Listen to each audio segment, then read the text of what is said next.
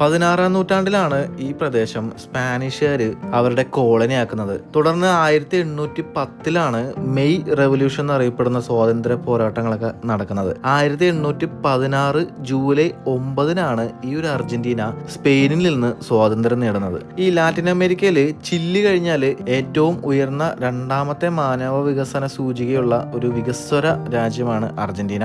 തെക്കേ അമേരിക്കയിലെ രണ്ടാമത്തെ വലിയ സമ്പദ് വ്യവസ്ഥയുള്ള ഒരു രാജ്യം കൂടിയാണ്. 23 പ്രവിശ്യകളായിട്ട് കിടക്കുന്ന ഒരു ഫെഡറൽ സ്റ്റേറ്റ് ആണ് അർജന്റീന എന്ന് പറയുന്നത്. പടിഞ്ഞാറ് ചില്ലി, വടക്ക് ബൊളീവിയ, പരാഗ്വേ, വടക്ക് കിഴക്ക് ഭാഗത്ത് ബ്രസീൽ, കിഴക്ക് ഭാഗത്ത് ഉറുഗ്വേ, തെക്കൻ അറ്റ്ലാന്റിക് സമുദ്രവും പിന്നെ തെക്ക് ഡ്രേക്ക് പാസേജ് എന്ന് പറയും. നമ്മൾ അന്റാർട്ടിക്ക പോകുന്നത് ഡ്രേക്ക് പാസേജ് വഴിയാണ്. അപ്പോൾ ഇതൊക്കെയാണ് അർജന്റീനയുടെ അതിർത്തി എന്ന് പറയുന്നത്.